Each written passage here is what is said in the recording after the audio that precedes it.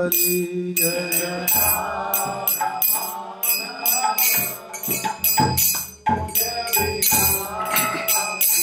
जय राधा माधव कुंज बिहारी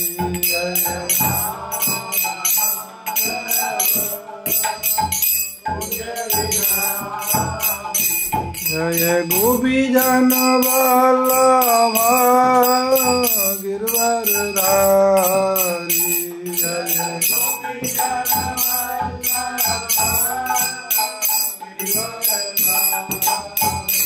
जय गोपीजन वल्लभ गिरवरधारी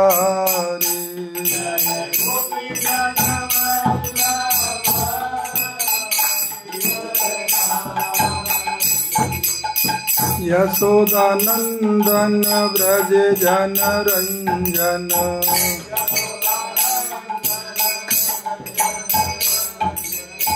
यशोदानंदन व्रज जन रंजन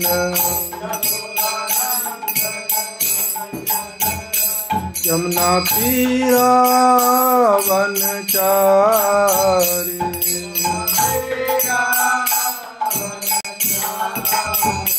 यमुना तीरा वनचारी यमुना जय राधा माधव कुंज बिहारी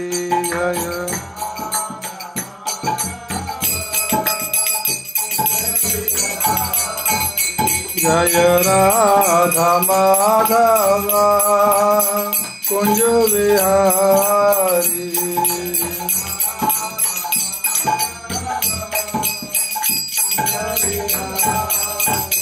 जय गोपीजन वल्लभ गिरवरधारी जय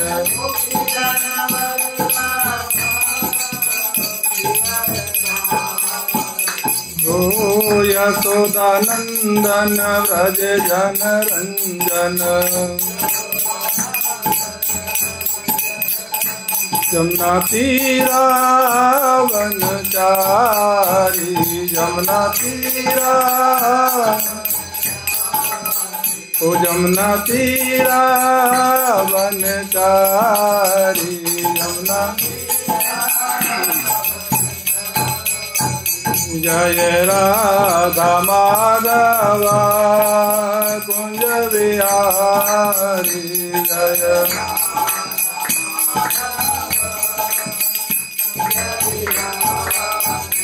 हरे कृष्ण कृष्ण कृष्ण हरे हरे हरे राम राम राम हरे हरे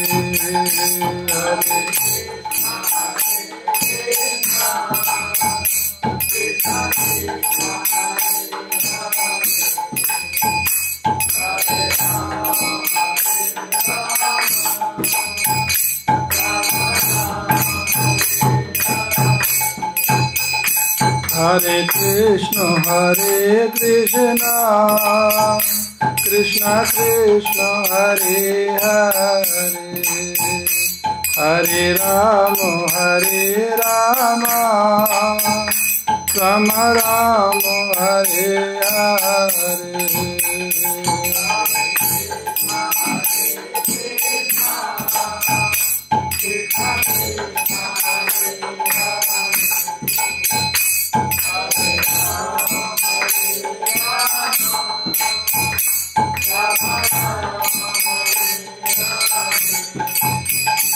हरे कृष्ण कृष्ण कृष्ण हरे हरे हरे राम राम राम हरे हरे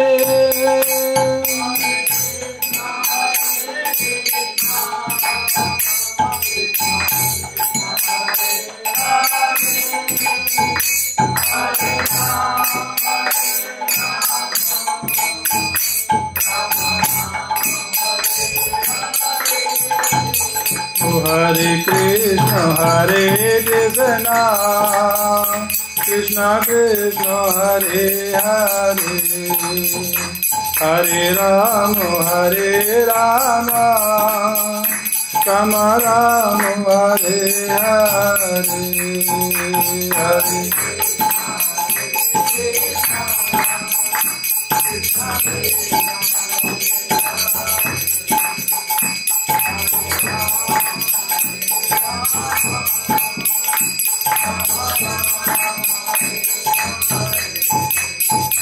जय कृष्ण बलराम, जय कृष्ण बलराम, कृष्ण बलराम जय कृष्ण बलराम।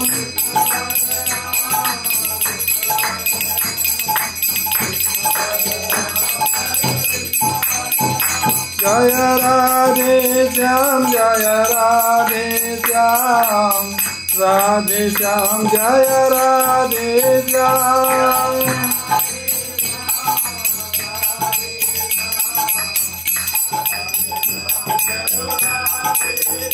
जय गौरानिताय, गौरानिताय, गौरानिताय जय गौरानिताय।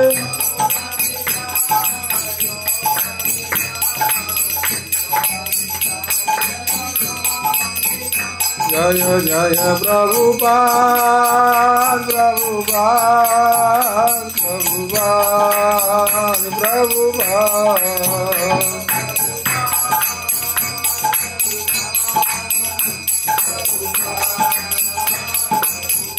जय जय प्रभुपाद, प्रभुपाद, प्रभुपाद जय जय प्रभुपाद।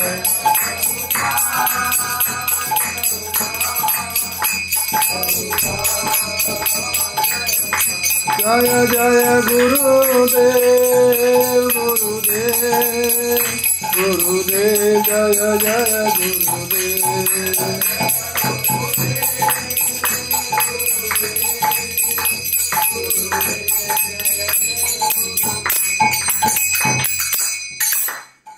श्री कृष्ण बलराम की, श्री राधा श्याम सुंदर की, श्री गौरनिताय की, श्री कृष्ण बलराम की, ललिता विशाखा देवी की, गौर प्रेमानंदे हरि हरि। ओम नमो भगवते वासुदेवाय।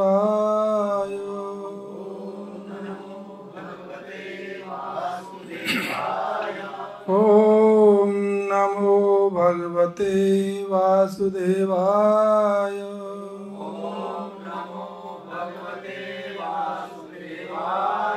ओम नमो भगवते वासुदेवाय।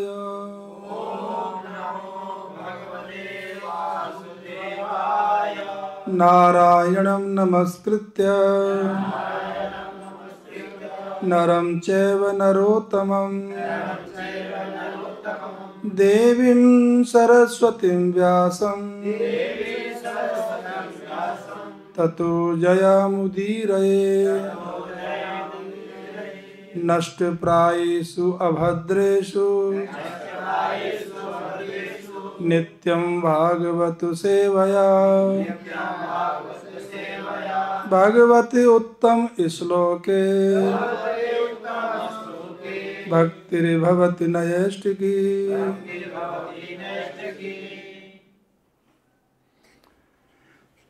श्री प्रभुपाद जी महाराज की। आज श्रीमद् भगवद गीता अध्याय 3 और श्लोक संख्या 8। अध्याय का नाम है कर्म योग। तो इसमें 7 श्लोक हो चुके हैं, 8वां श्लोक है। गीता में 3 योग बताए गए हैं, कर्म योग, भक्ति योग और ज्ञान योग। तो ज्ञान योग लास्ट में है, कर्म योग पहले है और बीच में। तो इसका मतलब है कि भक्ति बहुत इम्पोर्टेंट है। जिसको कर्म योग के द्वारा और ज्ञान योग के द्वारा प्रोटेक्ट किया गया है, उसको प्रोटेक्शन दिया है, क्योंकि मेन भक्ति ही है।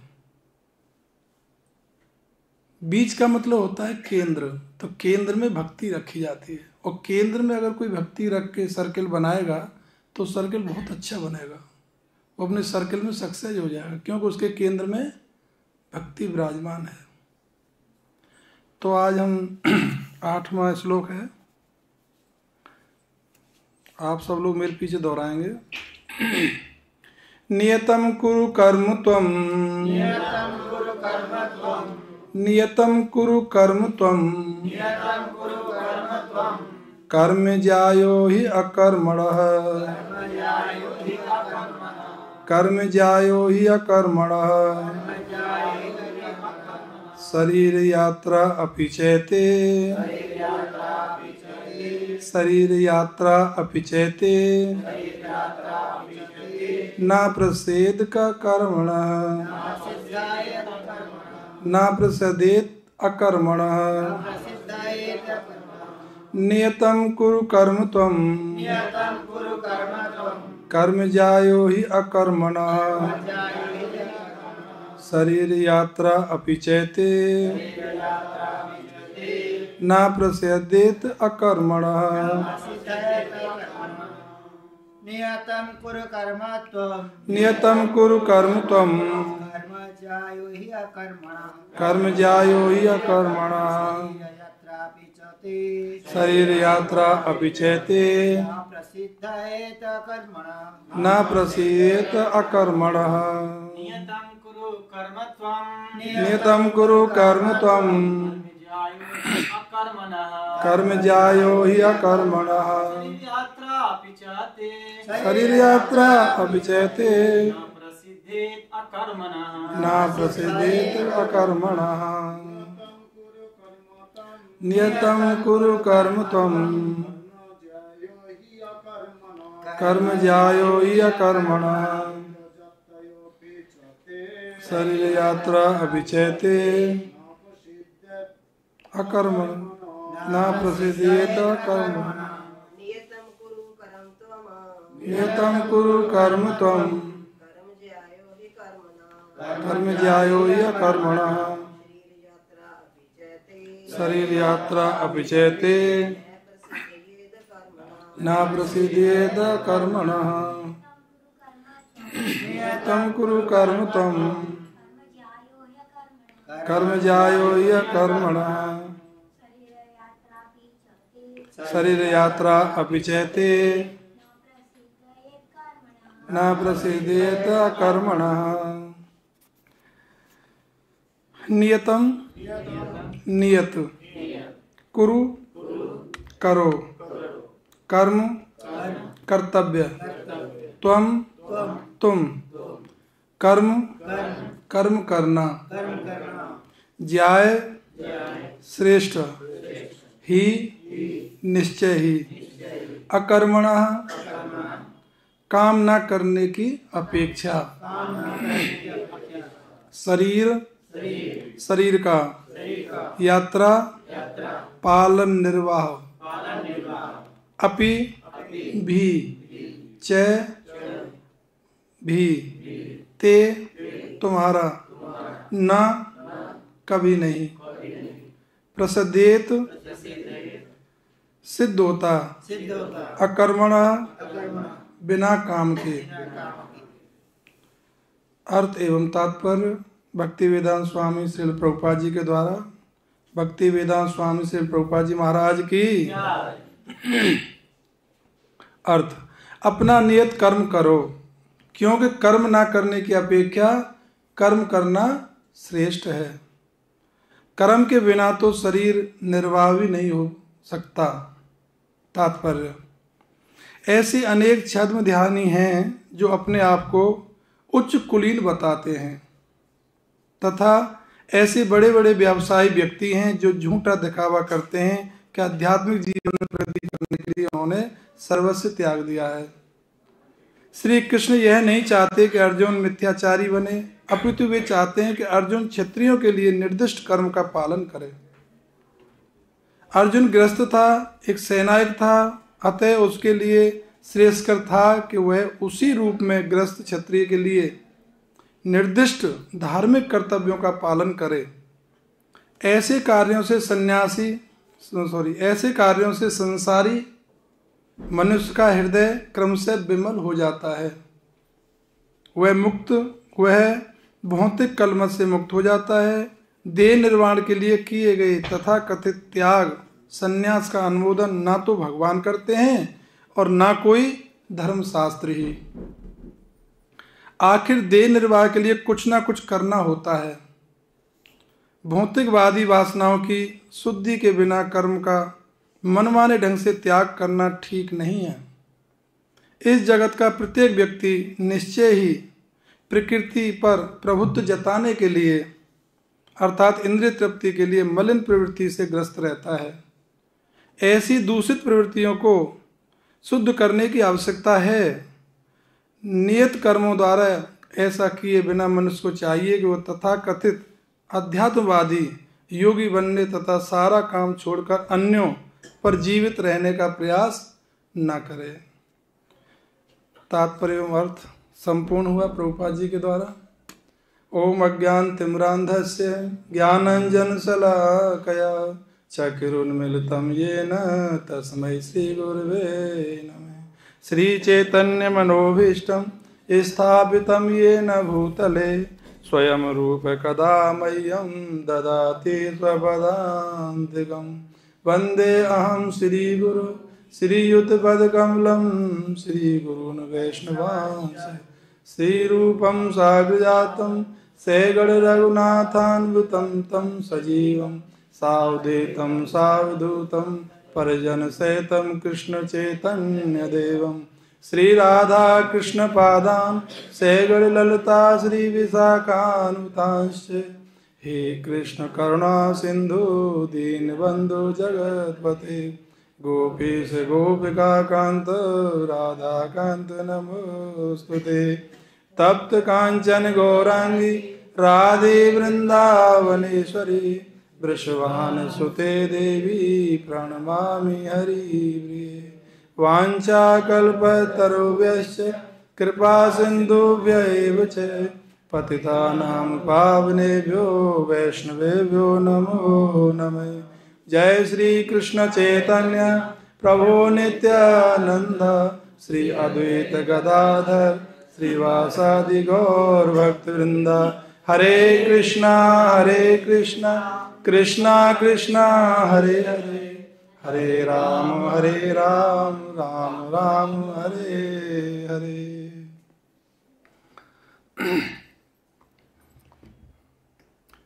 बोलो भगवत गीता महामहोत्सव की। तो अभी गीता मैराथन भी आने वाला है और बहुत ही सुंदर ये महीना अभी तो चल ही रहा है और गीता जयंती आने वाली है।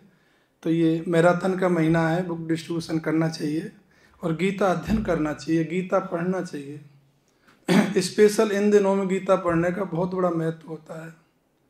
तो हम लोग बहुत ही भाग्यशाली हैं जो सब लोग यहाँ समय निकाल के या भगवान की कृपा से एकत्रित हुए और हम सभी गान पान के लिए एकत्रित होकर के भगवत कृपा प्राप्त कर रहे हैं।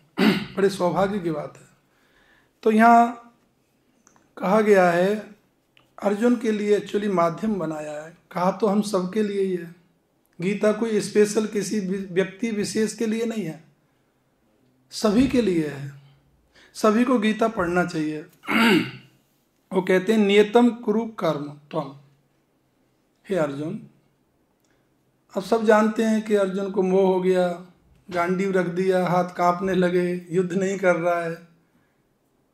तो उनके कर्तव्य का कैसे पालन करना चाहिए वो सिखा रहे हैं भगवान। भगवान टीचर बन गए। और हैं कौन भगवान? वहाँ सारथी।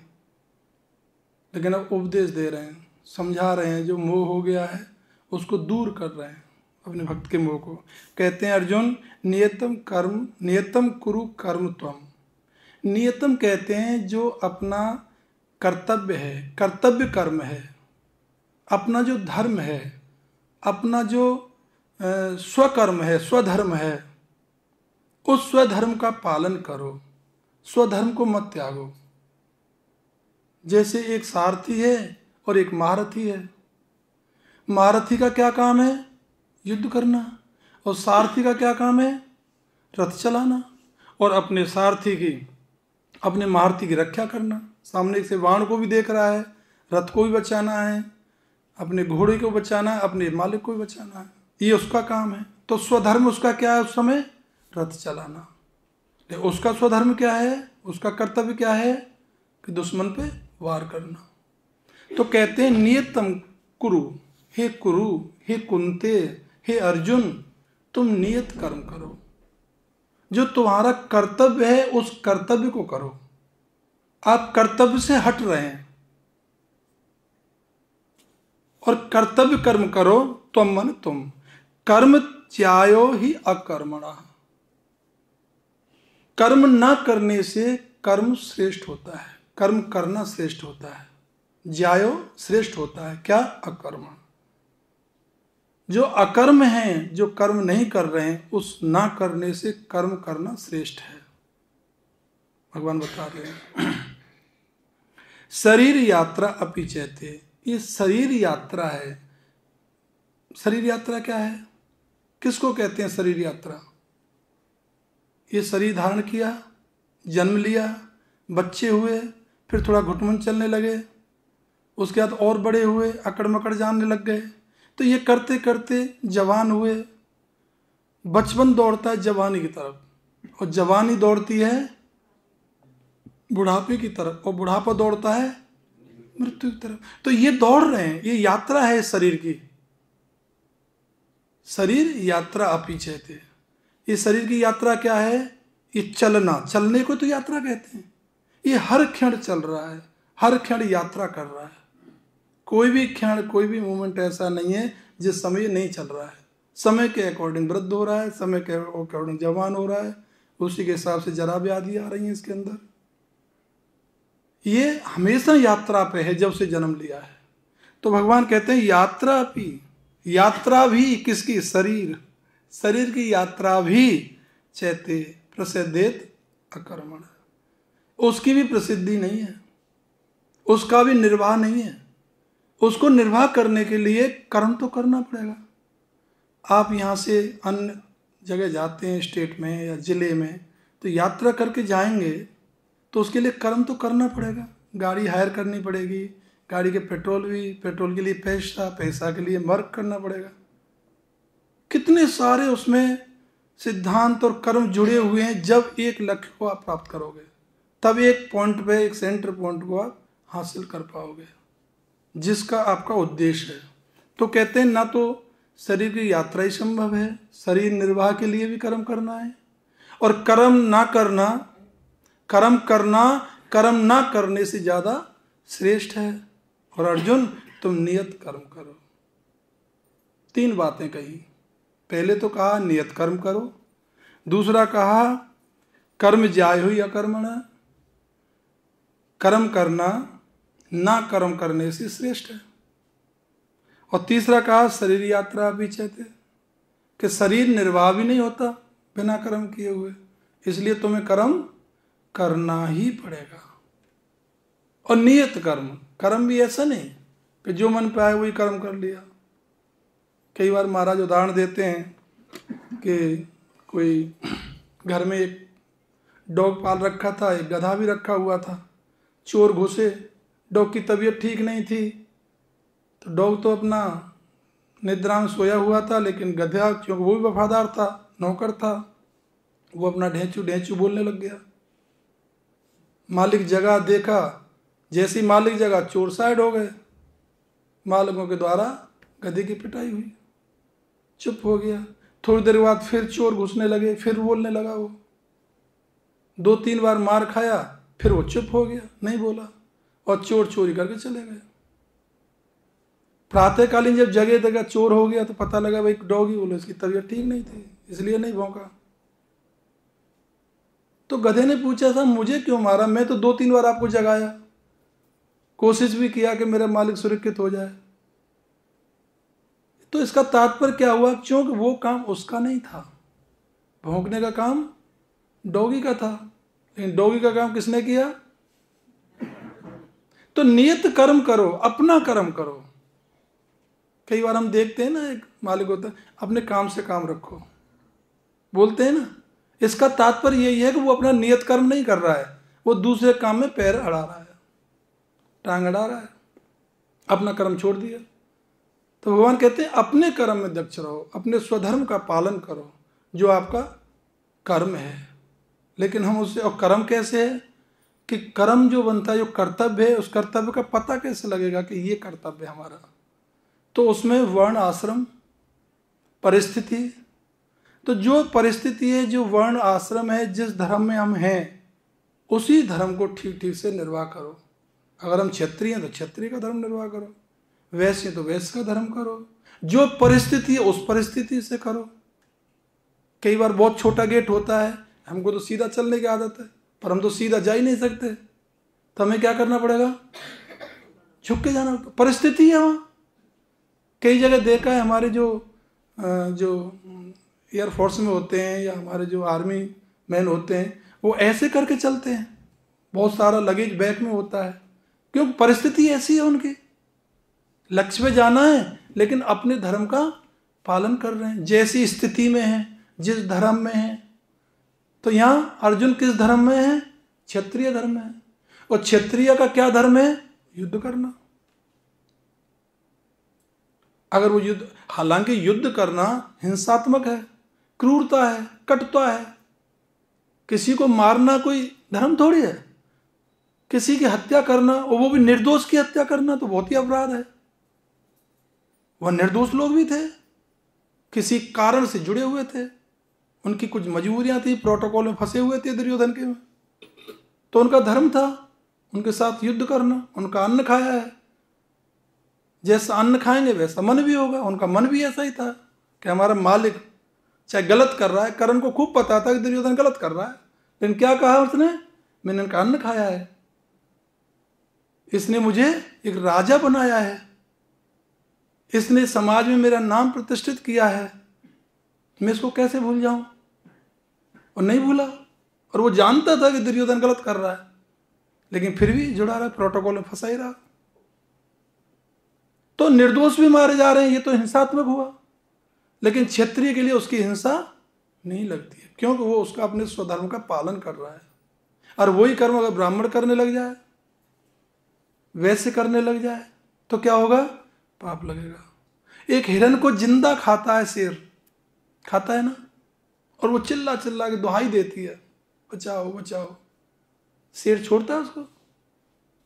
ऐसा नहीं पहले मार दे उसके बाद खाए, वो सशक्ति रहती है, खाता रहता है। कितनी बड़ी हिंसा है। लेकिन क्या शेर को पाप लगता है? नहीं लगता, क्योंकि वो अपना कर्म कर रहा है, वो पाप कर चुका है, तभी तो शेर बना। ये जो शरीर है ना, कई प्रकार के होते हैं। ये जो शरीर हम देख रहे हैं, हमारा जो शरीर है, ये कर्म शरीर है, इससे कर्म करने की स्वतंत्रता है। इसी शरीर से भगवत धाम जाने की हमको स्वतंत्रता है। ये कर्म शरीर है, ये पुण्यों का पुंज है, बहुत बड़े पुण्य किए तब ये पुंज हमको मिला है, ये शरीर हमको मिला है। ऐसे ही नहीं मिल गया ये शरीर। शेर पाप कर चुका है, अन्य पशु पाप कर चुके हैं, इसलिए उनको, वो क्या है, वो कौन सा शरीर है, वो भोग शरीर है। हमारा कर्म शरीर है। वो इतने सारे पाप कर चुके हैं, कोई कुत्ता, बिल्ली, बंदर, भालू, नाना प्रकार की योनि, अब वो भोग योनि है, उनको पाप नहीं लग रहा है। वो कहाँ बैठ जाते हैं, मान लीजिए एक लाइन चल रही है, वन वे है, ट्रैफिक है, वो बीच रोड पर बैठा हुआ है, सांड बिगाड़ ले, कोई क्या बिगाड़ेगा उसका। लेकिन पुलिस वाले उठाते हैं उसको, खड़ा करते हैं, साइड करते हैं। अब बीच रोड पे हम लोग गाड़ी खड़ी कर दें, पार्क कर दें, क्या होगा, चालान होगा। क्यों, हमारा कर्म शरीर है, भोग शरीर नहीं है। उसका भोग शरीर है, इसलिए उसको दंडित नहीं किया जाएगा। तो भोग शरीर क्या है, वो पाप कर चुका है, तब उसको ये मिला। इसके बाद आता है देव शरीर, जो सात्विक प्रवृत्ति में जीते हैं, सात्विक खाएंगे, सात्विक बोलेंगे, सात्विक चर्चा करेंगे, एकदम टाइम टू टाइम जगेंगे, टाइम टू टाइम खाएंगे, टाइम टू टाइम स्नान, सब कुछ दिनचर्या बहुत फर्स्ट क्लास रहती है, सात्विक प्रवृत्ति के हैं, शुद्ध शाकाहारी है, लेकिन भगवान के भक्त नहीं है, कृष्ण भक्त नहीं है वो। बाकी सबका पालन कर रहे हैं वो, ठीक ठीक, जो उनको कर्म करना चाहिए वही कर रहे हैं, लेकिन वही नहीं कर रहे हैं जो करना चाहिए। समझ गए ना? वो क्या करते हैं, उनको देव शरीर मिलता है, उनके पुण्यों का जब इतना वो हो जाता है, उस पुण्य का प्रभाव क्या होता है, देव शरीर होता है। एक होता है यातना शरीर। यातना शरीर क्या है, जो व्यक्ति महान पाप करता है, जघन्य पाप करता है, उसको यातना शरीर मिलता है। और यातना शरीर में शरीर से प्राण अलग नहीं होता।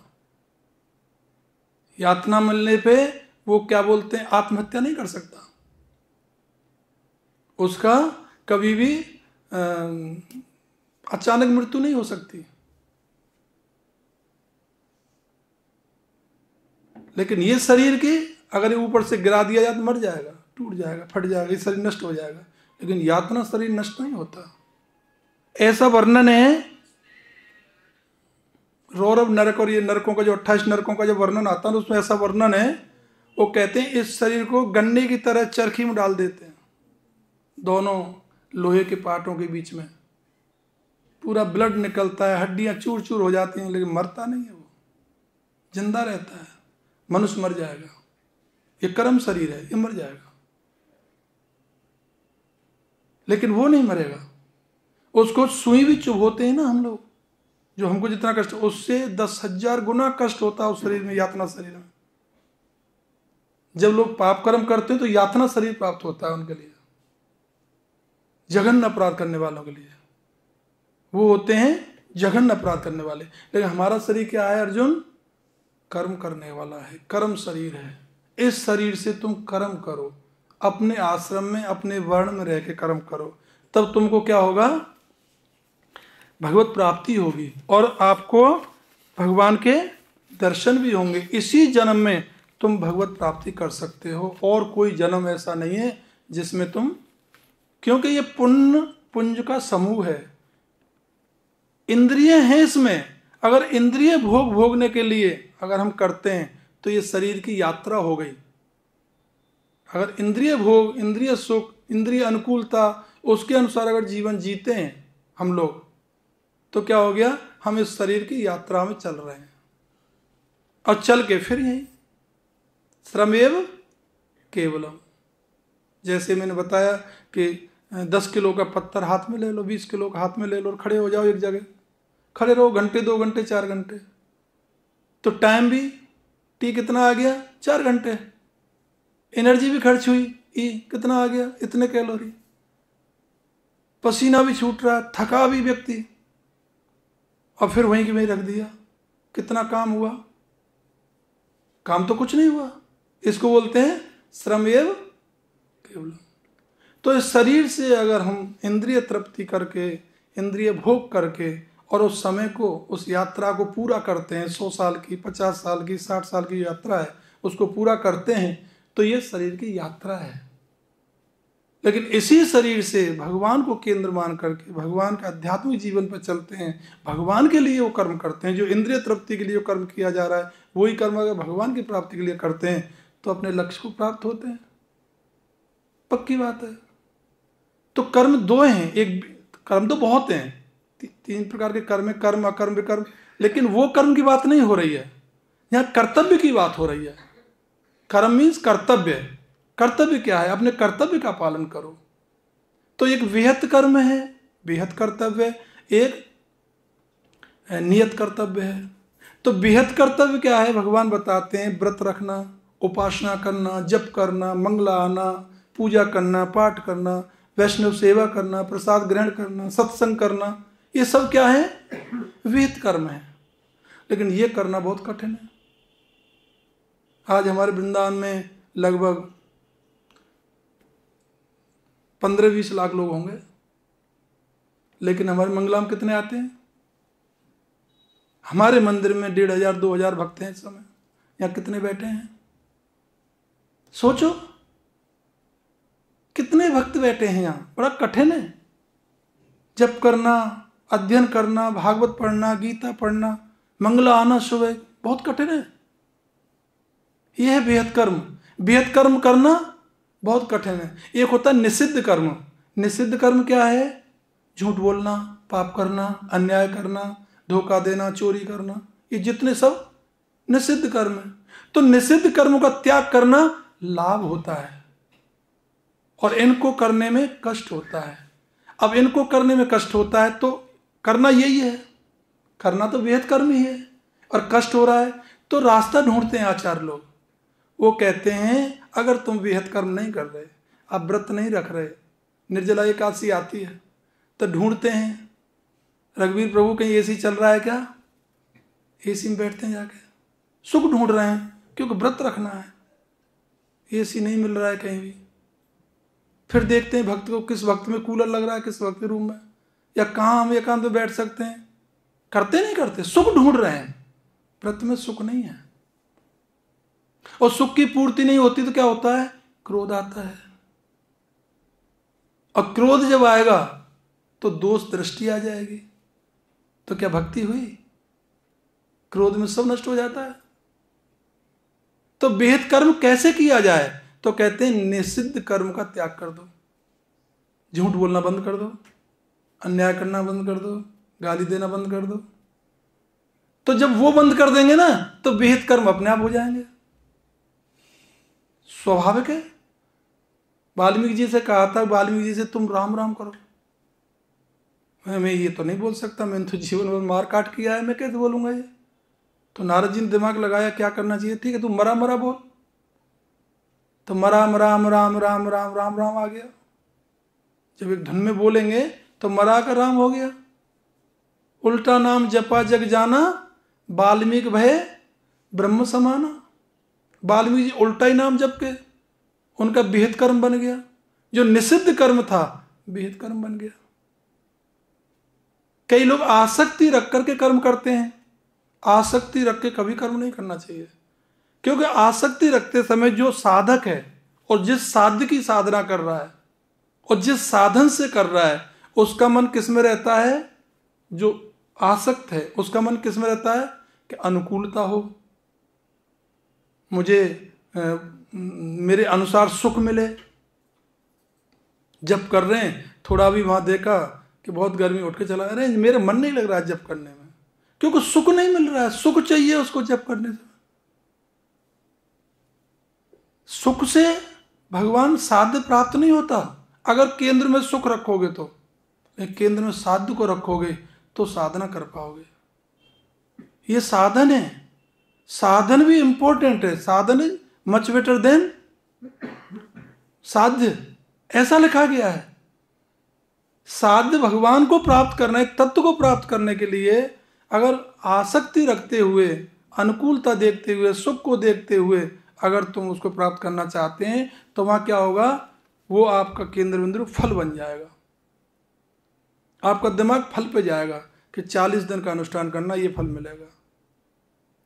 और 40 दिन में परेशानी हो रही है तो ऐसा करते हैं, अभी थोड़ा ये वहाँ चलते हैं, वहाँ बैठ के करेंगे, यहाँ से छोड़ देते हैं, जंगल में जाएंगे। नहीं, अनुकूल कैसा भी हो, जिस देश में, जिस भेष में, जिस परवेश में रहो, राधा रमन राधा रमन राधा रमन कहो। एक भक्त एक कीर्तन कर रहे थे, बहुत सुंदर कीर्तन कर रहे, एक दो लाइन। ठाकुर हमरो नदिया बिहारी, हमें नदिया बिहारी के, ठाकुर हमरो नदिया बिहारी। ठाकुर हमरो नदिया बिहारी, हमें नदिया बिहारी के, ठाकुर हमरो।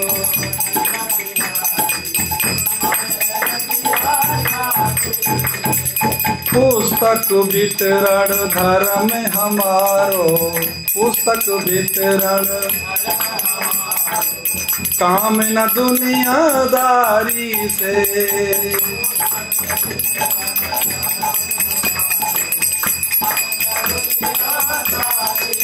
ओ पुस्तक वितरण धर्म हमारो, काम न दुनियादारी से।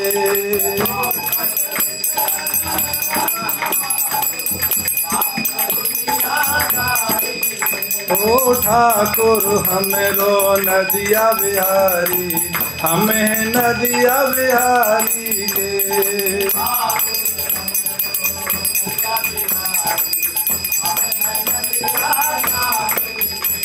ओ हरे कृष्णा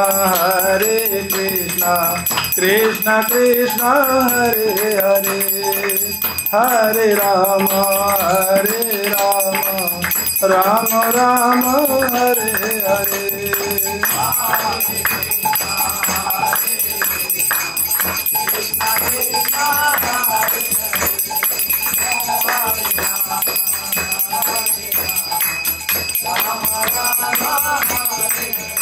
ओ ठाकुर हमरो नदिया बिहारी, हमें नदिया बिहारी के।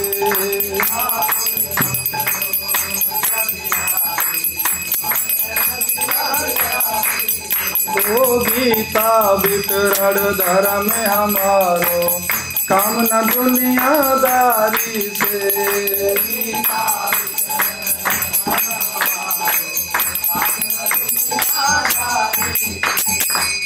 इस समय हमारा नियत कर्म क्या है? गीता वितरण। हमारा इस समय मेन धर्म है गीता वितरण। भगवान ने कहा जो इसका वितरण करेगा, जो इस ज्ञान को लोगों को बांटेगा, उससे ज्यादा ना कोई मेरा प्रिय है और ना होगा। और क्या चाहिए? एक डंका की चोट में भगवान ने बोल दिया। तो इसलिए नियत कर्म करना है हमको और केवल लक्ष्य बनाना है भगवान को।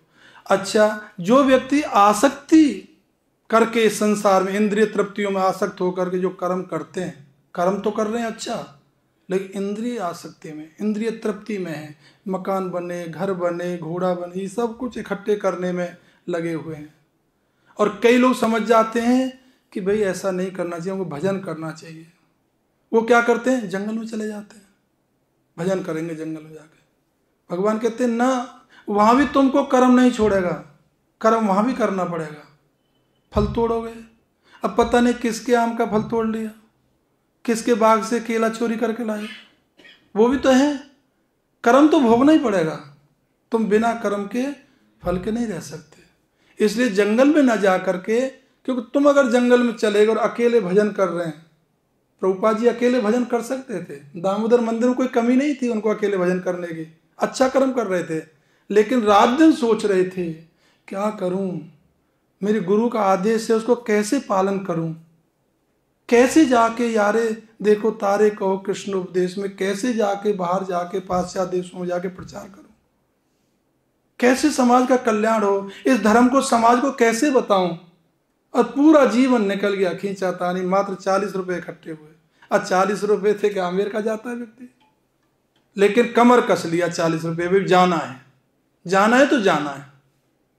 ये है भगवान में आसक्ति।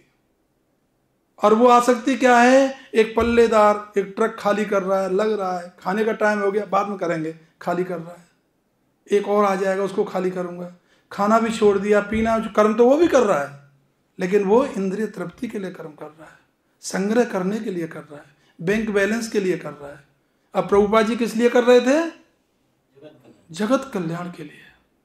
उठा लिया बीड़ा तूने जाने के लिए, जाने का बीड़ा उठा लिया, और गुरु के वचन को निभाने के लिए। गुरु ने वचन दिया है, इसको कैसे निभाया जाए, बीड़ा उठा लिया जाने के लिए।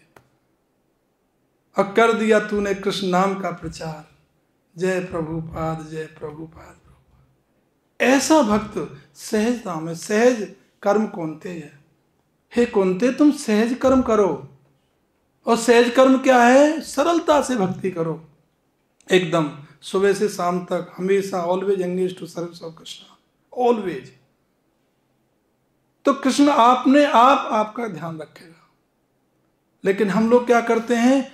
आसक्ति के द्वारा, हे प्रभु बच्चों को बड़ा कष्ट है, पास नहीं हो रहा, नौकरी नहीं लग रही, क्या करना है? न तुम मंगला जाओ इस्कॉन की 40 दिन, बच्चे की नौकरी लगेगी। वो 40 दिन मंगला आ रहा है, सबसे प्रभु जी प्रभु जी। और मान ली लग भी गई, तो ये भक्ति नहीं है।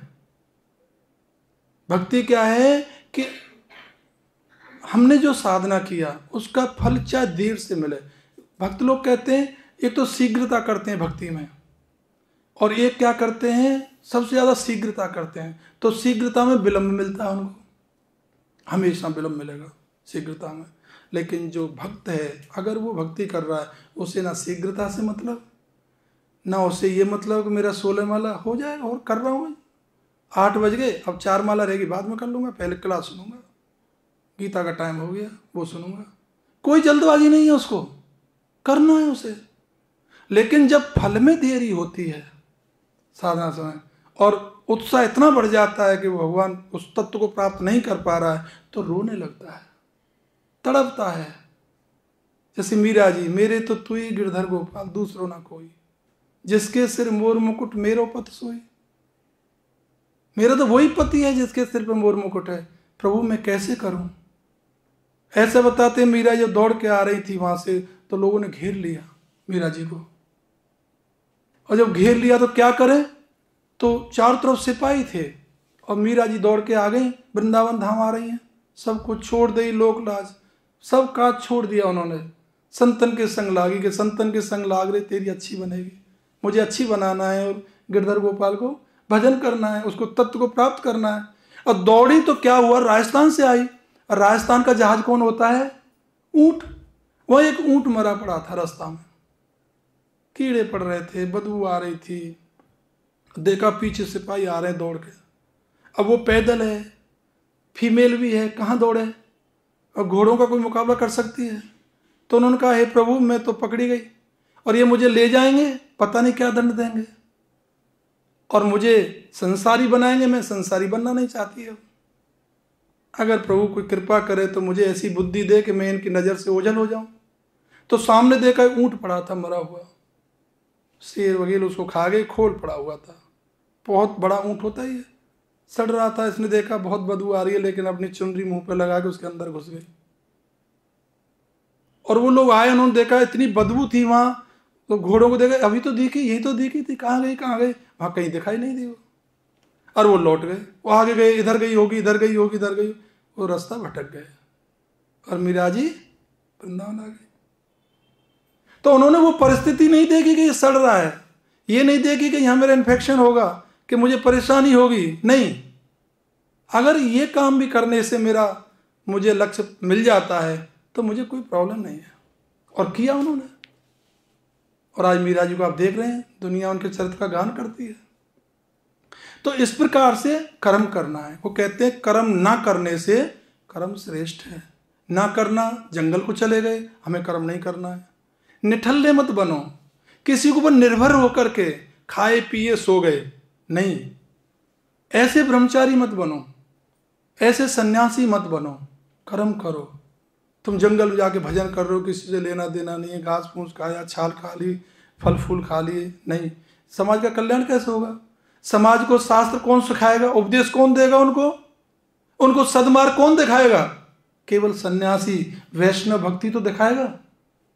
और तुम कर्म से भाग गए, तुमको इसीलिए भेजा जगत में? नहीं, उनको समझाओ, उनसे मधुगुरी मांगो। वैष्णव, ब्राह्मण, सन्यासी, इनका एक ही धर्म है, ये मधुगुरी मांग करके जीवन यापन करते हैं। और मधुगुरी में जितना आ जाए, अगर आवश्यकता अनुसार ग्रहण किया, बाकी बांट दिया, बाकी बैंक में नहीं डाला, बाकी बैंक बैलेंस नहीं बनाना है, संग्रह नहीं करना है। और जो वहां से भिक्षा लेते हैं उसको उपदेश दो। हमारे भक्त मेंबरशिप करने जाते हैं, बनाने जाते हैं, तो वहाँ घंटों प्रचार करते हैं, उसको समझाते हैं मेंबरशिप के बारे में, उसको समझाते हैं कृष्ण भावना भावित क्या है, कृष्ण भावनामृत है संग है क्या। घंटों उसको बहुत सारे प्रश्न पूछते हैं वो लोग, महाराज ऐसे करने से क्या करूं महाराज, मैं इतना, उनको बताते हैं हमारे भक्त लोग, ऐसे जप करो, ऐसे जगो, ये दिनचर्या रखो, तुलसी का पौधा रखो घर में, सूख जाता है तो ये काम करो। बहुत सारी चीजें हमारे भक्त जब जाके वो 2 रोटी वहां खा के आते हैं, तब जाके वो प्रचार करते हैं, तब जाकर के वो अपने मधुकुरी लेते हैं, भिक्षा लेते हैं। ऐसे ही नहीं है। और उस भिक्षा से जो बचता है, चेक डीडी जो भी लाते हैं, उसको वितरण में लगाते हैं। पुस्तक छपवाते हैं, वितरण करते हैं, ये धर्म है। समाज इसी की आशा कर रही है, ये समाज को चाहिए। समाज का पैसे की कमी नहीं है, ज्ञान की कमी है। उनको वो अपने कर्तव्य को भूल गए हैं। उस कर्तव्य को सिखाने के लिए भगवान वैष्णव को जन्म देता है, उच्च कुल में जन्म देता है। अगर तुम भजन नहीं करोगे, जंगल में चले जाओगे, कर्तव्य का पालन नहीं करोगे, क्या होगा? निद्रा, आलस में आ जाओगे। और निद्रा, आलस ये क्या है? प्रमाद आ जाएगा। इस आने से क्रोध आएगा, तामसी प्रवृत्ति बन जाएगी। अधो गच्छन्ति तामसा, तामसी प्रवृत्ति का व्यक्ति को अधोगति को प्राप्त होता है। और मध्य गच्छन्ति राजसा, जो राजसी व्यक्ति होती है, जो ऐश्वर्यवान है, अपने आप में खुश है, खा रहा है, कमा रहा है, अपना भजन वो भी नहीं कर रहा है, वो मृतलोक में रहता है। और ऊर्ध्वम, जो ऊर्ध्व गति को प्राप्त होता है, वो सात्विक प्रवृत्ति का होता है। वो भगवान का भजन भी कर रहा है, जप भी कर रहा है, लोगों को उपदेश भी दे रहा है, वो सात्विक उच्च लोकों में जाता है, भगवान ने कहा है। तो इसलिए हमें उच्च लोक में जाना है, सात्विक प्रवृत्ति रखो, साधना करो। तुम्हें ये इतना सुंदर शरीर दिया है हमको, किस लिए दिया है? इसको अच्छे से मेंटेन करो, अच्छा खाओ, अच्छा पहनो, अच्छी गाड़ी घोड़ा यूज करो, और अच्छे लोगों से मिलो, अच्छे लोगों की संगति करो। ये जन्म बार बार नहीं मिलेगा। ये मनुष्य का जन्म ऐसा है जो हंसता है, मुस्कुराता है, और कोई जन्म ऐसा नहीं जिसमें मुस्कान आए चेहरे पे। क्या कभी कुत्ते को मुस्कुराते देखा है आपने? गाय कभी मुस्कुराती है? शेर, चीता, बघेल कभी कोई मुस्कुराते हैं? सांप कभी मुस्कुराता है? लेकिन मनुष्य मुस्कुराता है। कहते तेरी मंद मंद मुस्कनिया पे बलिहार ठाकुर जी, बलिहार ठाकुर जी, मंद मंद मुस्कुराते हैं हमेशा। तो इसलिए हमें ठाकुर जी को केंद्र बना के उनकी साधना करनी चाहिए। कई लोग बोलते हैं मैं तुम्हारा सब कुछ छोड़ दिया, सब कुछ छोड़ छाड़ के मैं अब बस भजन करने आ गई, और देखा चाबियों का इतना बड़ा झुर्रा लटका हुआ है यहाँ। अरे सब कुछ छोड़िया, झुर्रा को क्यों लेके आ गई चाबियों के? वो जब सब कुछ छोड़ा तो ये भी छोड़ देती, वो नहीं छोड़ा। हमारे एक दो भक्त यहाँ आ जाते हैं कई बार, सब कुछ छोड़ दिया महाराज, अभी उन्होंने इसको ज्वाइन नहीं किया है, 10-15 दिन हुआ है, सब छोड़ दिया महाराज। अच्छा हाँ। अब 10 दिन के बाद फोन आया, पापा वो चेक पर साइन करना था, चेक बुक संग ले गए आप? अरे बेटा मैं इसलिए लिया है तुम मिसयूज करते। फिर क्या छोड़ के आए? जब तुम चेक बुक संग ही ले आए, छोड़ के क्या आए? जब तुमको साइन ही करना था चेक बुक, फिर ये भेष क्यों धारण किया? उसी में रहो। तो वैसे और उदाहरण मिलता है, घर का ना घाट का, धोबी का वो ना घर का ना घाट का, आसक्ति वहीं फंसी हुई है, ना इधर ना उधर। इसलिए अध्यात्मवादी बनना है, अध्यात्मवादी बनना है तो क्या करना पड़ेगा तुमको? भौतिकवादी को त्यागना पड़ेगा। जब तक भौतिकवाद को पूरा कंप्लीट नहीं त्याग दोगे, अध्यात्मवाद में आपकी उन्नति नहीं होगी। और अच्छे अच्छे देखे होंगे, आप भी देख रहे हैं, नाम नहीं लेना चाहता, लेकिन आप सब जानते हैं, क्या अध्यात्म का फल आजीवन जेल है? आप बताइए। क्या अध्यात्म चलने वाले का, भागवत प्रवचन करने का, गीता अध्ययन करने का, भागवत अध्ययन करने का, भागवत के श्लोकों को याद करने का, जप करने का, मंगला करने का, प्रचार प्रसार करने वाले का परिणाम जेल होता है? वो भी आजीवन नहीं। इसका मतलब यह है कि तुमने भौतिकवाद छोड़ी नहीं और अध्यात्मवाद में कूद पड़े। जब तक भौतिकवाद नहीं छोड़ोगे, जब तक तुम जूते सूट बूट सब पहना हुआ है और तुम तैरना चाहते हो, हैं ग्लव्स भी पहने हैं, पीछे सब कुछ पूरा कसा हुआ है तुम्हारा शरीर, और तुमको जल में छोड़ दिया, तुमको तैरना चाहता हूं लेकिन छोड़ूंगा कुछ नहीं, मैं मोटरसाइकिल भी नहीं छोड़ूंगा, मैं अपनी कार भी नहीं छोड़ूंगा। अभी तो लाया बुलेट गाड़ी, छोड़ कैसे दूंगा मैंने चलाना है और आनंद लेना है तैरने का। तो भाई अगर तैरने का आनंद लेना है तो फिर बुलेट छोड़नी पड़ेगी, फिर आपको गाड़ी छोड़नी पड़ेगी, जहां तक कि कपड़े भी छोड़ने पड़ेंगे, तभी आप तैरने का आनंद ले पाओगे। या तो जगत में तैर लो या अध्यात्म जगत में तैर लो, दोनों में से एक ही काम होगा। तो कुछ प्राप्त करने के लिए कुछ तो त्यागना ही पड़ेगा। डॉक्टर कहता है भाई तुम ठीक हो जाओगे, दवाई ले लो, लेकिन परहेज बताता है। कैंसर हो गई, डायबिटीज हो गई, बीपी लो हाई हो गई, कोलेस्ट्रॉल बन गया, क्या बताता है? ये दवा खाना। अच्छा महाराज, लेकिन परहेज करना। परहेज का मतलब क्या है? उस चीज को त्यागना, तभी ठीक होंगे। तो हमें ये भवरोग जो लगा हुआ है, इस भवरोग से निवारण करने के लिए हमें कुछ तो त्यागना पड़ेगा। जो हमको आसक्ति के रोड़े हमारे बार बार आगे आ रहे हैं, ठोकर खा रहे हैं उनसे, हम वो आसक्ति के रोड़े छोड़ने पड़ेंगे कि नहीं छोड़ने पड़ेंगे? छोड़ने पड़ेंगे, तभी हम अध्यात्म में आगे बढ़ेंगे, नहीं तो बिल्कुल नहीं बढ़ सकते। तो ये जो महीना है ये गीता मैराथन का है, और गीता सुगीता कर्तव्य के मन नहीं शास्त्र विस्तरी। भगवान ने कितना अच्छा बोला है कि जो गीता है, अगर सभी शास्त्रों को संग्रह ना करें, केवल गीता को ही समझ लें, इसी पर चल पड़े, ये एक ऐसा मार्ग है। महाजनो ये न गतासु पंथा, ये महाजनों के द्वारा, प्रभुपाद जी के द्वारा लिखा हुआ एज इट इज है, यथारूप। कोई हेर फेर नहीं है, कोई इधर उधर की बातें नहीं है। जो शास्त्र में कहा, जो भगवान ने कहा, कृष्ण ने जो कहा, वही बात है। जब जो उन्होंने कहा वो पूर्ण परमात्मा है, परम ब्रह्म है, सुप्रीम पर्सनैलिटी ऑफ गॉड है, तो हम सुप्रीम पावर है, हम उनका पद चिन्ह में क्यों ना चलें? इसलिए भगवान कहता है कि बेटा एक ही काम करना, क्या? मेरा अनुकरण मत करना, मेरा अनुसरण करना। हम लोग कई बार अनुसरण करने लग जाते हैं। एक राधा बाबा बन के घूम रहे हैं, कोई कृष्ण बन के घूम रहा है, कोई 16 श्रृंगार करके, हमारे मंदिर में अभी एक आए भक्त 16 श्रृंगार करके घूम रहे हैं। 4-6 लोग आने कहने लगे ये महाराज बहुत ऊंची चीज है। मैं वो तो दिख ही रहा है, इनको तो इनकी अगर दृष्टि भी पड़ जाए ना महाराज, तो बस वो तो उसका तो हो गया कल्याण। मैं वो तो दिख ही रहा है, इनकी दृष्टि पड़ जाए तो कल्याण होना ही है। अभी मेरे ऑफिस में आए थे और इतना घुंघरा, ये पहने, ये काजल मेहंदी, कितना उसने मेकअप किया हुआ था। और क्या है, ये राधा रानी का अवतार, राधा रानी साक्षात आई है गले में। अच्छा, और डांस करने लगी, और इतना डांस कर रही, कभी इधर धक्का, कभी इधर धक्का, कभी उधर धक्का। 5 मिनट के बाद एक भक्त आया, सिक्योरिटी आए, बोले प्रभु जी एक माता जी बड़ा डिस्टर्ब कर रही है। तो मैं बोला भाई अपना इंचार्ज से जाके बोलो।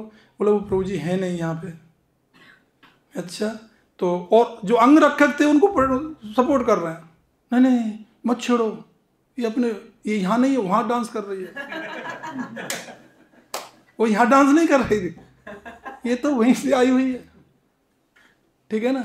तो मैं सिक्योरिटी गार्ड को बोला कि अगर ये वहीं से आई हुई तो फिर काम क्रोध लोभ पे तो इसने विजय प्राप्त कर ही रखी होगी, त्रिदंडी स्वामी से ऊपर है। तो सिक्योरिटी गार्ड के हाथ में छोटा सा रहता है ना, मैं धीरे से उसको, मैंने नहीं लगाया, सिक्योरिटी गार्ड को आया, इनको थोड़ा लगाओ और कहो कि साइड हो जाओ, ये ज़्यादा ड्रामा करने की जरूरत नहीं है। और उसने ऐसे ही किया, जैसे ही किया उसने, अब वो तुरंत अपने रूप में आ गई। उसने दिखा दिया कि मैं तो यहीं की राधा हूँ, वहाँ की नहीं हूँ। और फिर जो वो ऊट पटांग बातें करने लगी, 4 हमारे सिक्योरिटी गार्ड ने पकड़ा, उनको बाहर निकाल दिया। कहाँ गई राधा भक्ति उनकी? ऐसे ड्रामा करने वाले जगह जगह आपको जरूर मिलेंगे। क्यों? कलयुग है, कलयुग दोष निधे राजन। हे राजन, ये कलयुग सभी दोषों से भरा पड़ा है। जो तुम सोच नहीं सकते वो दोष इसके अंदर है। लेकिन ये दोष आए कहां से? ये दोष कहां से आए? आए वहीं से हैं। दोष को यहां पैदा नहीं हुए, दोषों की वंशावली यहां पैदा नहीं हुई। जैसे चोरी करते हैं तो इंद्र ने घोड़ा चुराया, राजा है देवताओं का, वहां से चोरी करने लग गए लोग। चोरी भी करना चाहिए। अगासुर देखा होगा, अगासुर ने क्या किया? सांप था और ऐसा जीव लगा लिया, नीचे का मुंह ऊपर का मुंह, ऐसा लगे जैसे रनवे। सब लोगों ने सोचा कितना सुंदर जगह है, यहीं खेलेंगे हम तो कन्हैया, तू जा भाड़ में, हम तो यहीं खेलेंगे। अरे बोले ये अगासुर है, तुमको खा जाएगा। बोले ना ना ना, तू जा, तू कहा जा नंद के, हमें पता है, हम तो यहीं खेलेंगे। और वो चले गए। अभी तो भगवान को बड़ी चिंता हुई।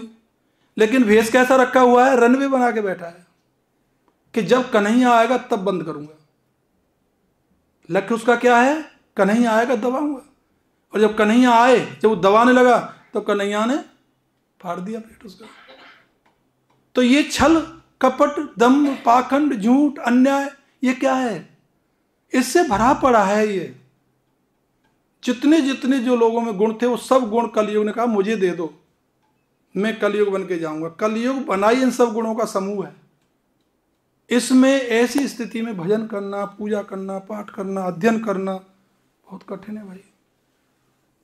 इसको समझना पड़ेगा। इसको केवल एक ही प्रार्थना करो भगवान से सुबह ही सुबह, हे प्रभु आज का दिन अच्छा निकले, आज मुझे मंगला कर दिया, कल और मंगला करा देना। आज क्लास अटेंड कर ली, कल और क्लास अटेंड कर लूँ। आज मेरे दर्शन आरती में आया, प्रभुपाद जी को फूल समर्पित किया, प्रभुपाद जी कल और फूल समर्पित हो जाए।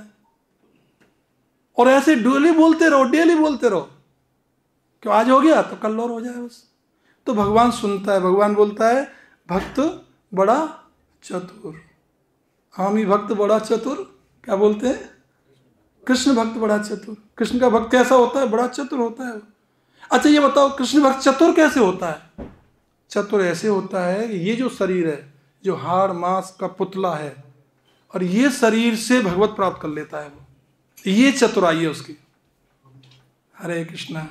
तो हम ही जब ही लोग सभी, क्यों ये सबसे बड़ा चतुराई भक्त की यही है कि हाड़ मांस का पुतला है, मल मूत्र का ढेर है ये शरीर, और इस शरीर से साधना करके भक्त भगवान को प्राप्त कर लेता है। इसलिए कहा गया है कि कृष्ण भक्त बड़ा चतुर। गीता महामहोत्सव की, जगत गुरु श्रील प्रभुपाद जी महाराज की, हिज होलीनेस प्रबोधन महाराज की।